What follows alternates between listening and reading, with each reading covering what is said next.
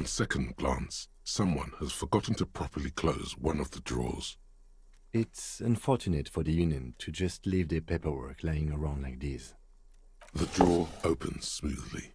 Inside is a well-organized selection of brown folders.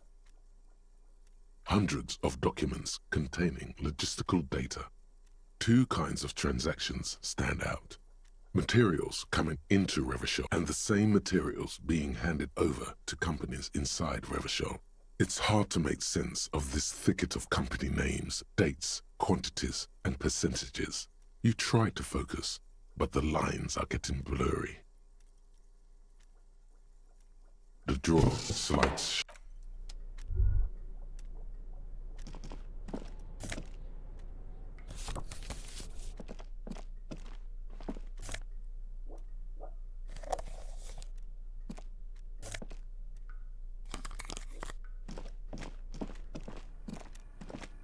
An imposing combination of a punch clock and a payphone is looking down at you from the wall. A note on the side says, "Tokens unavailable due to strike. Use change." The machine swallows your coin and seems to be waiting for your next move. It's unclear whether you actually have muscle memory. Right now, your finger is just drawing undoubtedly not. Sure, why not? Muscle memory is a tricky thing.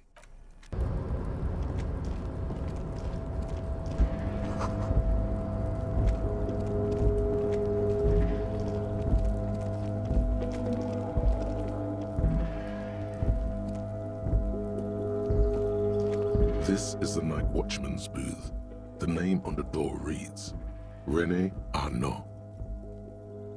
Listen, it's okay to take a few minutes to yourself. Sit down and have a breather. If you must. But please hurry. We are pretty easy to spot up here. Nothing incriminating catches your eye. The cabinets are clean and their sparse contents meticulously organized. There's a framed photograph on the table. It's a black and white photo of a young couple out in a street fair. The man is young, dark-skinned, and dressed in a Royal Carabinieri uniform. The girl is smiling playfully at the camera. Why did you take that?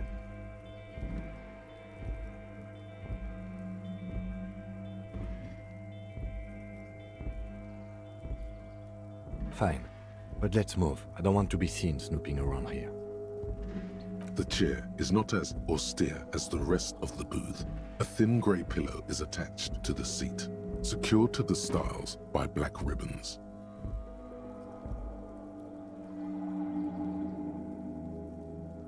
The drawers are empty, save for old timesheets and receipts.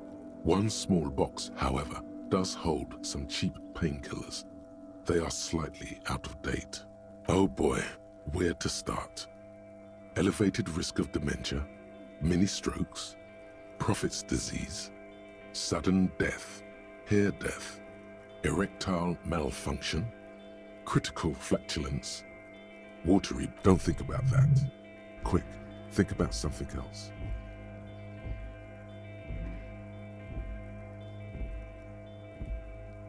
The enormity of the case before you dwarfs the list of side effects. You can't even see the side effects anymore. They're nothing to you.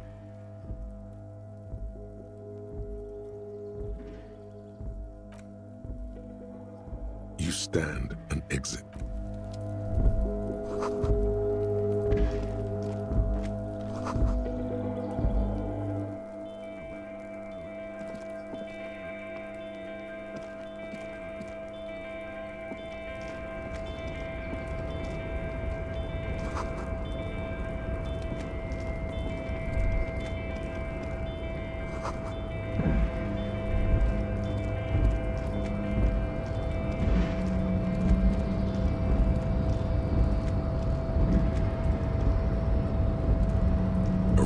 Control panel with several knobs.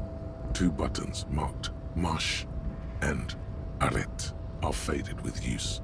It seems to control the large crane above. A container is attached to its hook block. Marche. On. Arrête. Off.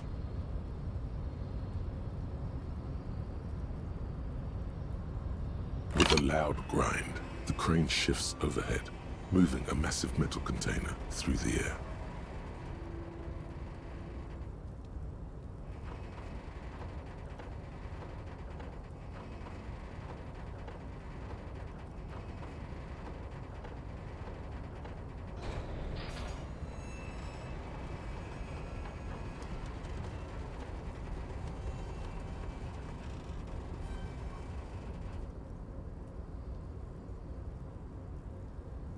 And, with a surprisingly quiet thunk, the crane places the container down. The harbor sleeps as the strike rages in the distance. The crane can rest again, now that its purpose has been fulfilled. The rusty control panel grows warm to the touch, then grows cold. It is finished. A faint smell of burning rubber reaches your nostrils. A short circuit. I can't see how that was worth the ruckus, except for seeing the crane in action, which I admit was satisfying.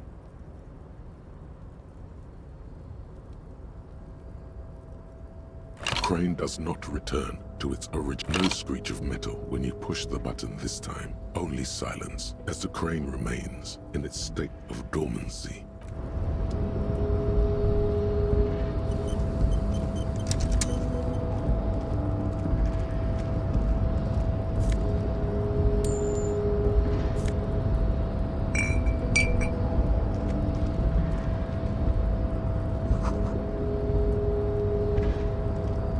Before you stands a cargo container, just one of many in the yard.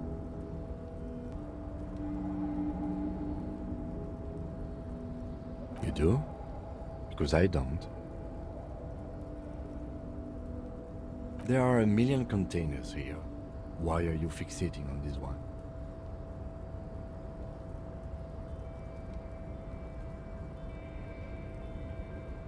You just picked one out because you wanted to interact with a cargo container.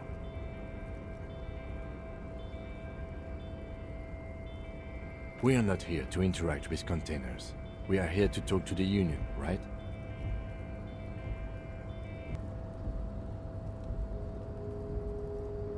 You attempt to turn the handle, to no avail. The doors seat to your left. The lieutenant considers your actions with some puzzlement. No reply. The knock produces a hollow ring of metal.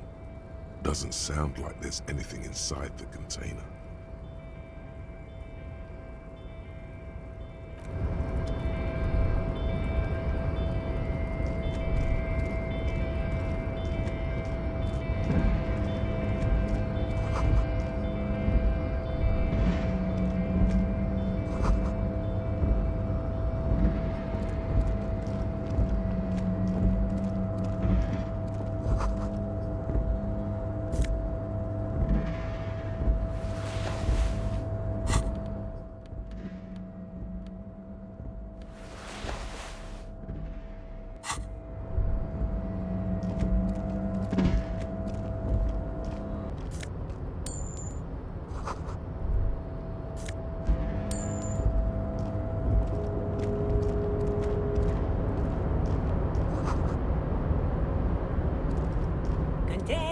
Container, I'll turn you nice and red. Container, put the logos on.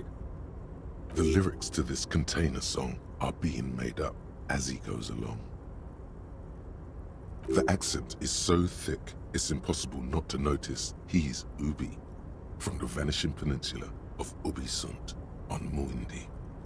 Container, used to be Wild Pines. Container, now belongs to Everard.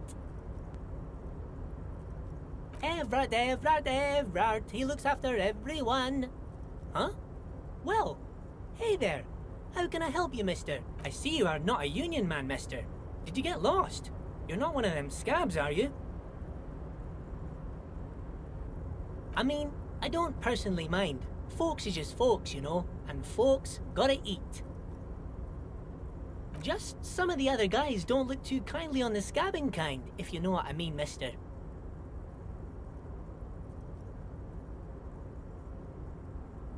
Oh, that one.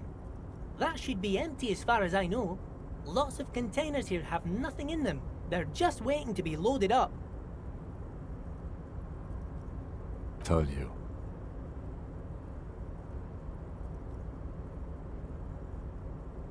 Oh, you want Mr. Everard then? He's an awfully nice fellow, he is. Him and his brother are both nice fellows. They've lived their entire lives in this here neighborhood. Guys like Mr. Everard and Mr. Edgar, his brother, are real good guys. Made Martinez what it is today. Mr. Everard and Mr. Edgar and I went to the same school we did when we were boys.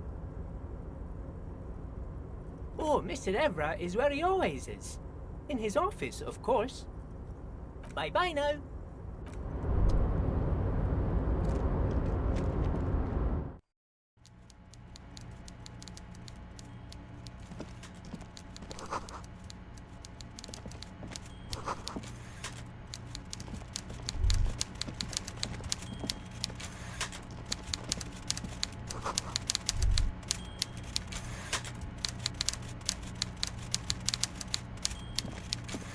Before you is a walrus of a man seated behind a large desk.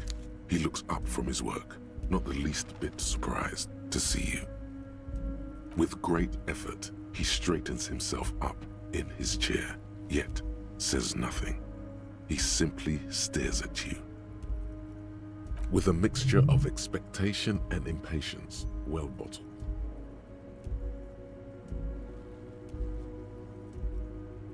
Welcome, Mr. Dubois, Mr. Kitsuragi. It's good of you two to stop by. Please, have a seat. I'm Everard Clare, head of the Debarders Union here in Martinez. I'd offer you my hand, but unfortunately my health prevents me from getting up. You understand? He looks extremely comfortable. The tiny folding chair, on the other hand, looks like a torture device.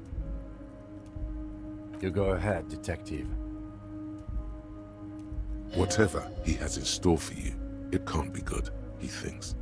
I'll do my best. Forget about that. What's with this Dubois stuff? You're getting some seriously bad vibes from that name.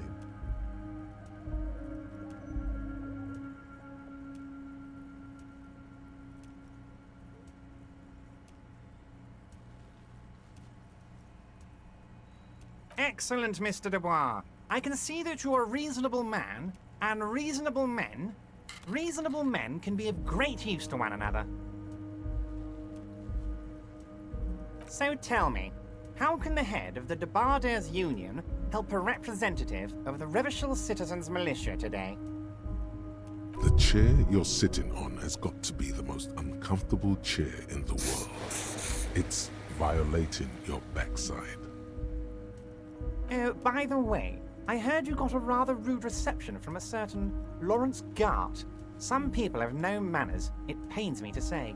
This should take care of that nonsense. It should be sufficient to cover your expenses for a few days and patch over your differences with a cafeteria manager. Go ahead, take it. Wow, that's 25 real. That's good money. You need it.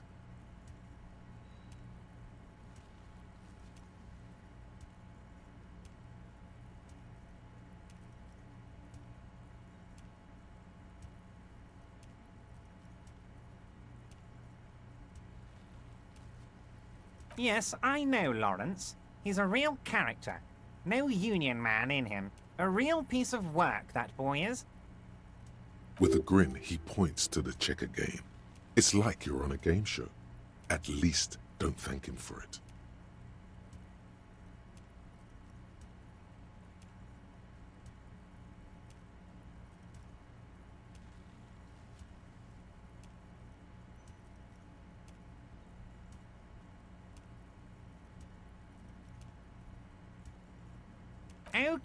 Okay. I respect a man with principles. No handouts, then. Now, I'd like to set your mind at ease about one other matter. Your lost gun. Let me assure you, Union people are on it as we speak.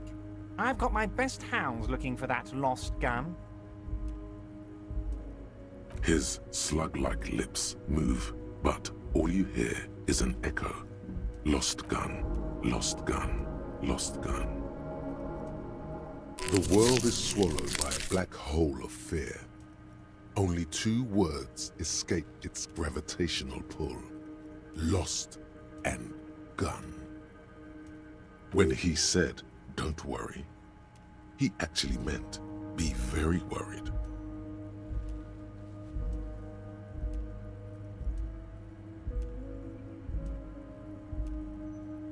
Are you all right, Harry? You say you got this, but you seem a little anxious to me. Don't be. Everything's going to be all right. It's not like you left it loaded. You didn't lose a loaded gun. Local children aren't out there playing with it right now, pointing it into their own mouths. It's in a safe place. I just know it. I have a feeling everything's going to be all right. It was loaded. There were 2 bullets in it.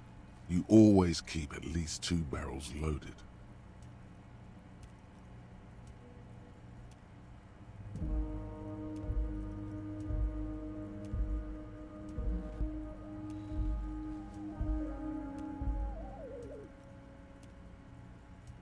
Officer, we will deal with this later. We don't need Mr. Clare's help with this. I wouldn't be so sure about that. Who does this guy think you are? Ronnie the Rookie? You ain't worried about no lost gun, or unpaid bill, or forgotten name. You're the bad cop. You're probably more corrupt than him.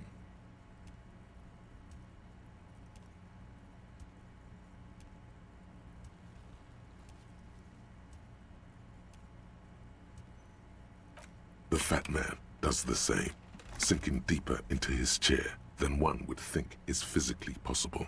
He seems to be enjoying your little good. Now lean in with some corruption. That we do, Harry. Let them say what they will about you and me. We're both born fighters.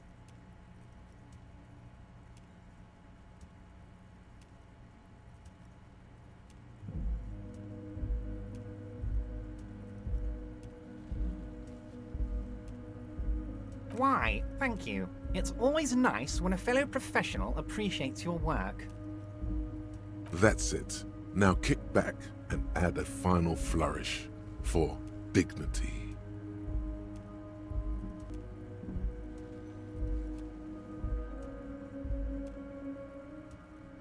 You strike me as a reasonable man, Harry. I like that in a lawman. Let's cut to the chase, shall we? What can Everard Clare do for you? I think we'd like to ask you a few questions. Don't you think so, Detective? Somehow you managed to get yourself out of this one. Now quick, keep the momentum up. Ask questions. Whatever you do, don't ask him about the gun first. You don't want him thinking you're scared. My dear Harry, there are literally millions of containers in this harbour. I couldn't possibly remember what's in all of them. Harry, you smooth-talking son of a bitch. Time is a precious resource, and I don't have enough of it to count containers with you. Smooth talking. Maybe that's the way to go about opening the container. You should at least try convincing it.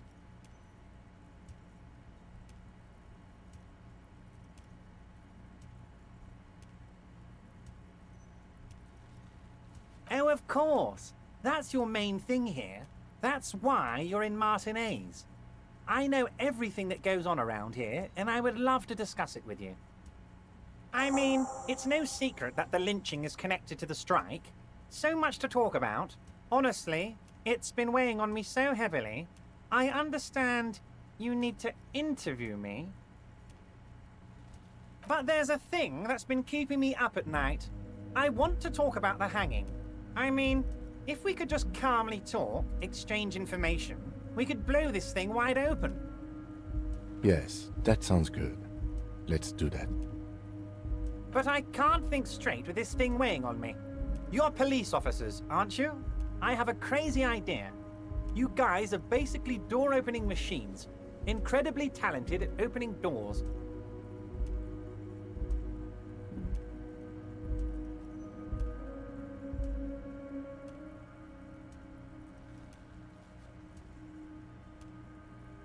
And I'm sure you're going to open this one with flying colors, Harry. This really is very simple, and there's nothing shady about it. An excellent opportunity presents itself, sire. You could win the trust of the arch-liar, pretend to play into his hand. Then, should you wish, bend his efforts towards your own. Harry, I'm a very busy man, and more importantly, I don't have that extraordinary physique you do. You look like... You want to send someone a message that the police are working for you. I repeat, I'm a very, very busy man, Mr. Kitsuragi, and therefore I must occasionally enlist outside help. So what will it be, Harry?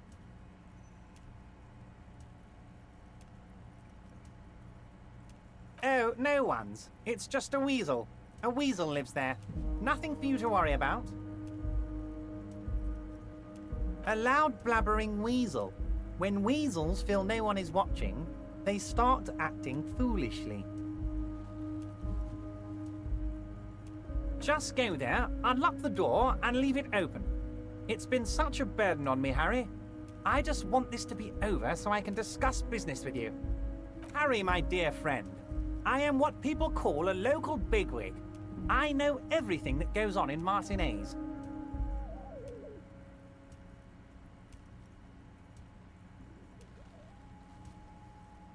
Fantastic, my friend.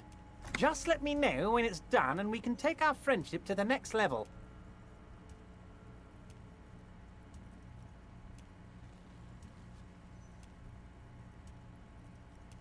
You can get the key from Manana. He's down by the gates. Manana's like a free agent in the Union. Special operations. Hardened socialist. A real free thinker, too. He'll tell you precisely where the door is. One last thing, Harry. Just open the door. You don't need to go in or anything. I just want that weasel to come home and see the unlocked door.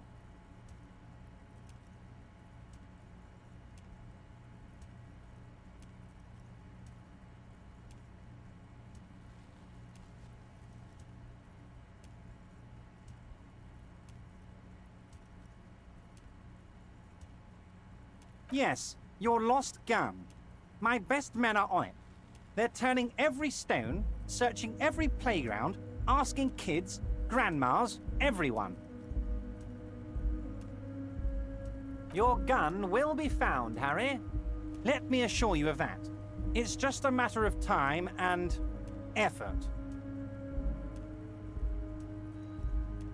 The only way to find it seems to be working with him.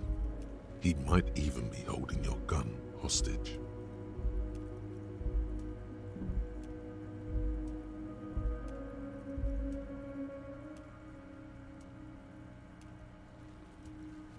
Who knows?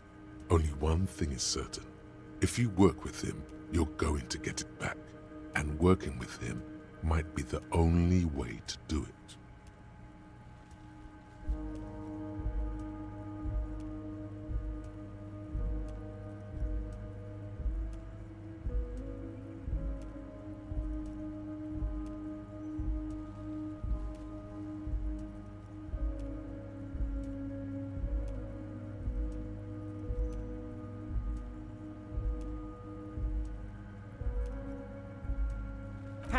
Harry, I was only trying to be tactful.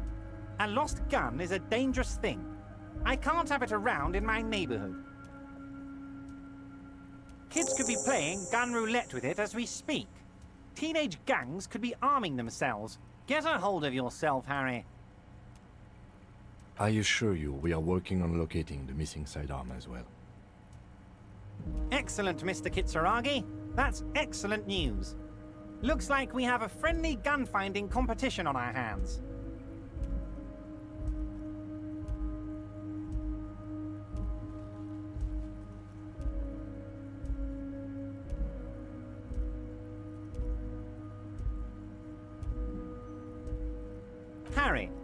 Honestly, I'm just relieved you didn't get a hernia. A man your age.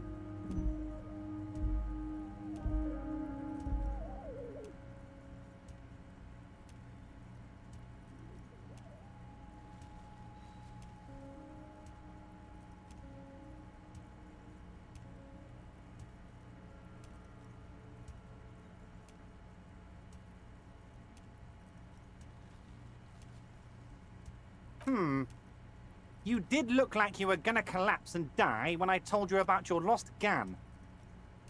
Anyway, I assure you, I am a very well-informed man. Information reaches me before I even get the chance to request it. Of course, let us dispatch with the formalities. You call me Everard, I call you Harry. My God, so it's true. I didn't want to believe it, but you are a fantastic science fiction amnesiac cop, aren't you? What are the odds of that? I think the odds of that are very low. It might be a good idea to hide your confusion. I mean, see what his game is first.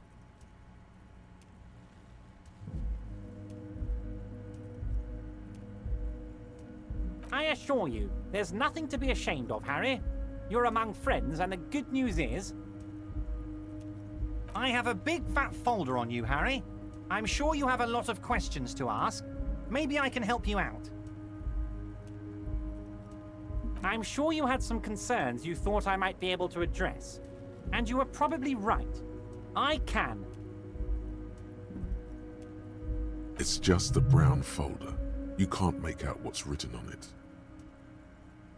Are you trying to tell me you've gotten hold of some of our documents? Mr. Kitsuragi, would you mind? Me and Harry are talking about his lost identity right now. Don't just jump to the folder.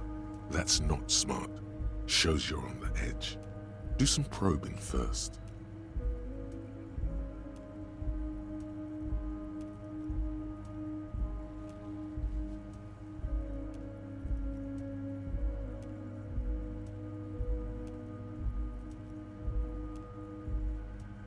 Ah, this?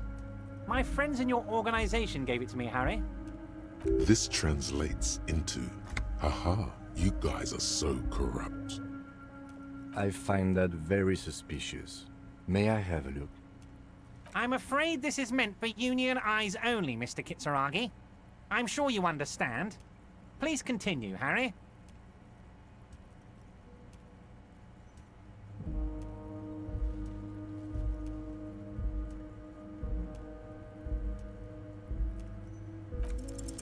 Everard's large hands are covering the folder, but the look on his face says, I know everything about you, Harry.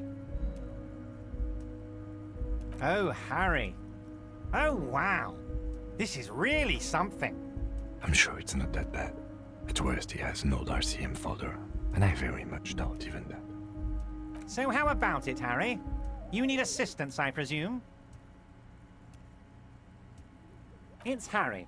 Harry Dubois.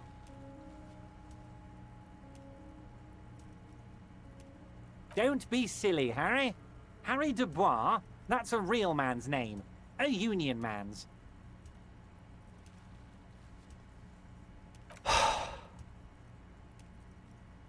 Mr. Kitsuragi doesn't seem even slightly empathetic to your memory loss, Harry.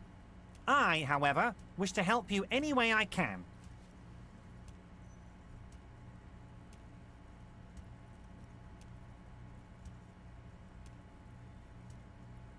Of course, Harry, of course. Let's not linger on personal... Wait. You need this to get in and out through the gate.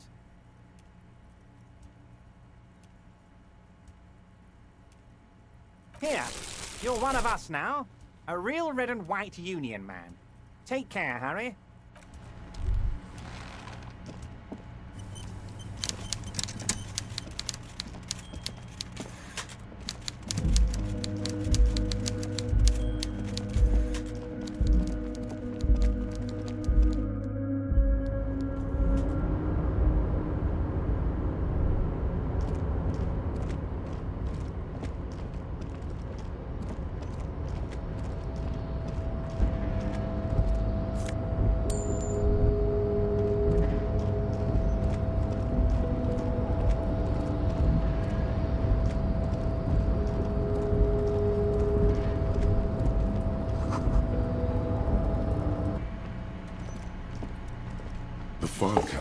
stand steady as ever, and the unlocked drawer slides out to greet you.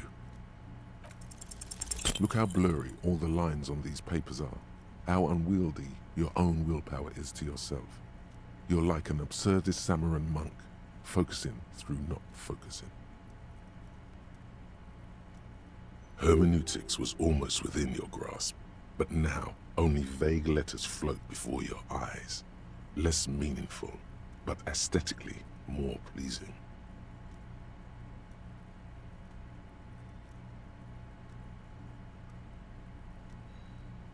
You're a police officer, not a spiritual healer. You can focus the normal way by turning your attention to something and not letting go. Is that what you're doing with those folders over there? Good. This is probably not relevant to our case anyway. After all, we are not investigating an accounting mystery. Whatever's hidden here is hidden well. Concentration isn't enough.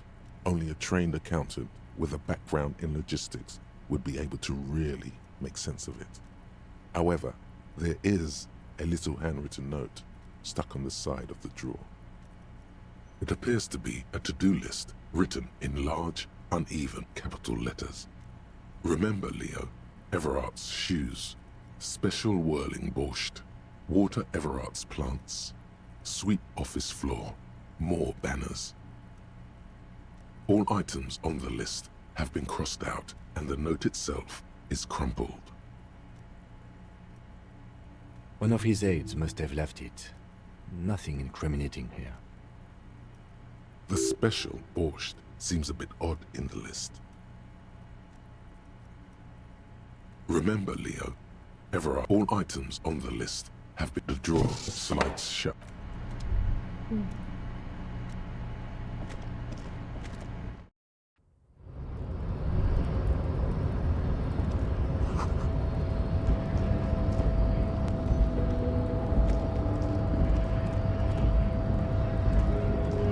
Scab? You're hazy on the notion of a scab. Smells like politics, though. Maybe it's got something to do with the flask he reaches for from time to time.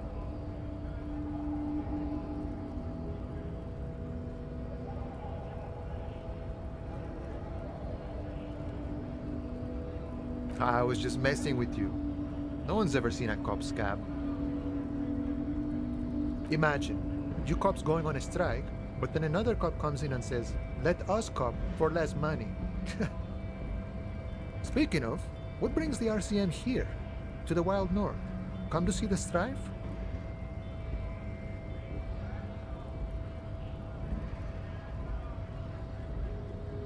A key, huh? What door is this key supposed to open?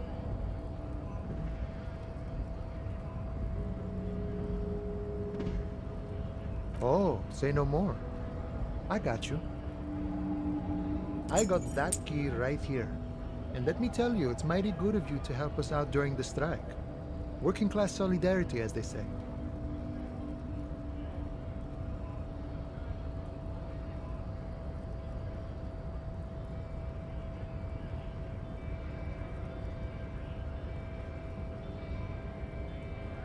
Oh, so the none of the above type, are you? I get it, I get it. I like to keep my distance too. But it doesn't matter. It's a good thing you're doing. Thanks. What you're looking for is a basement door behind the greenhouse. That's behind the whirling in rags. That's all I know. Our organization is what you call compartmentalized. Means we keep out of each other's business.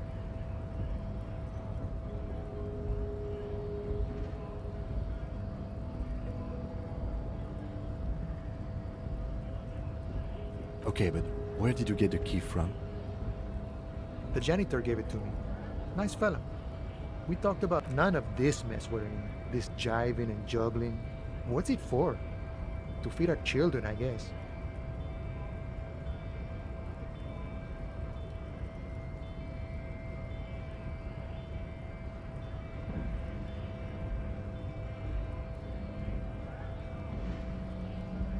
I'm more of a philosophical dock worker. I like to talk about the big picture stuff. Who I am, who you are. What we are fighting for? He means he's not going to tell you cause he doesn't know. But he will shoot his mouth off with you now that you're working for Everard.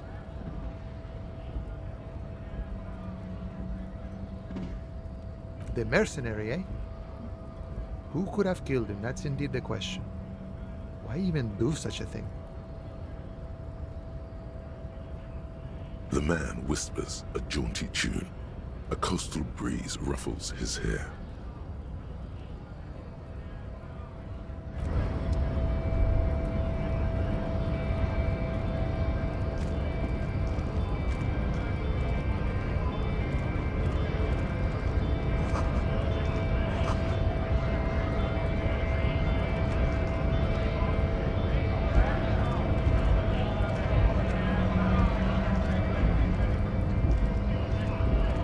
Bastards!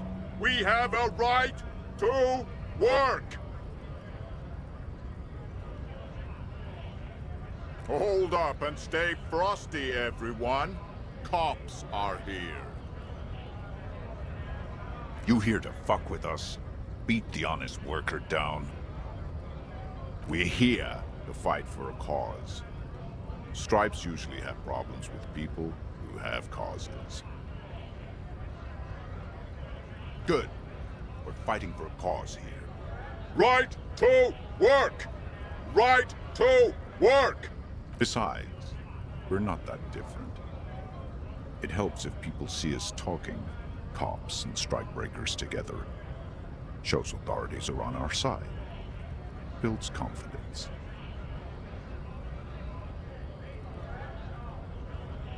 Maybe you should ask them the questions, like why we're not allowed to make a living here. Shame on you! We have families to feed, you piece of shit. So do we, Scott.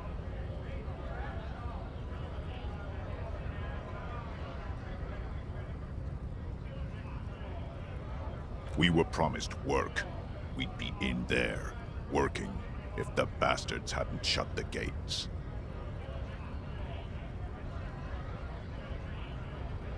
Main gate's locked. Would take heavy ordnance to bust it open. Could try to get in through the secretary's office. Door's locked. The guard's blocking the way to the access panel. And I don't mean the scrawny mess punk either. I mean head measurer. Or whatever he is. Why don't you go arrest them instead? I'm sure they've done plenty of criminal shit. They have that look. It would be better for the neighborhood if you went home, at least for now, if you can't get in anyway. No! They will give up eventually. Or get drunk. Leave the button unguarded. Then we charge.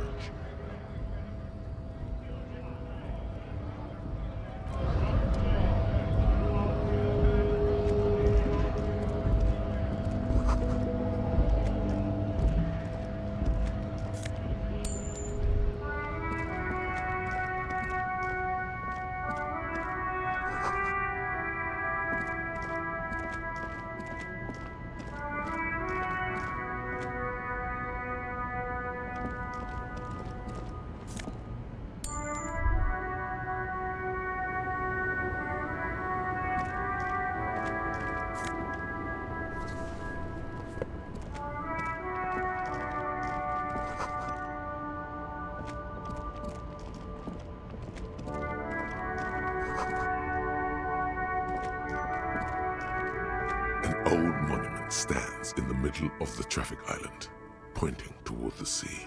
It looks as if it's been reassembled piece by piece, secured and mounted in the air with the aid of numerous ropes and rods. A silver plaque on the statue's pedestal reads, "I am Philip III, the Squanderer, the greatest of the Philippian kings of Revachol, son of Philip II, the opulent, father of Philip IV, the insane."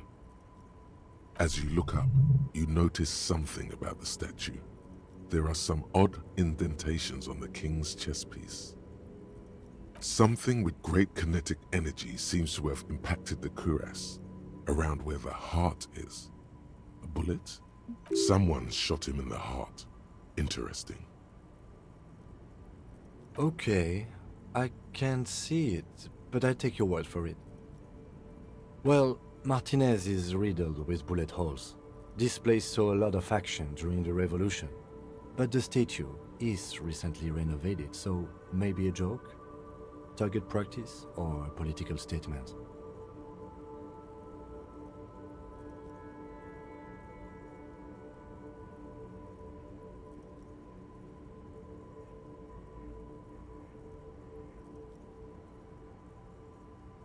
Why not? What this shows us is guns aren't too uncommon here, and people still shoot them, sometimes at kings. The king stands high above you, surveying the bay, mute and indifferent even by the standards of the Philippian kings. Old sumptuous Philip was known for his profligacy. Well, he blew through the whole national treasury, starting the decline of one of the penultimate century's greatest superpowers, the suzerain of Revachol. His own maladministration foreshadowed the fall of the monarchy during the anti-centennial revolution, an end to his family line and the monarchy on the Insulindian Isola.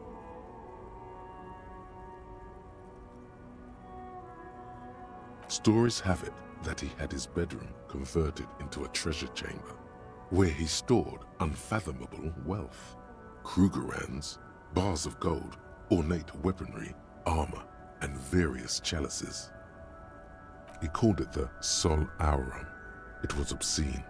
There were whispers he slept on a huge pile of gold-dipped feathers, like some obese dragon, instead of a bed, like a normal person.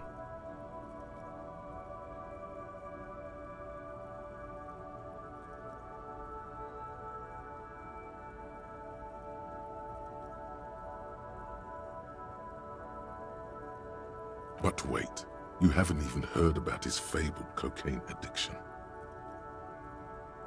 You see, old Philippe wasn't just good at squandering the national treasury on gold and ceremonial weaponry, he was also a prodigious snorter of nose candy.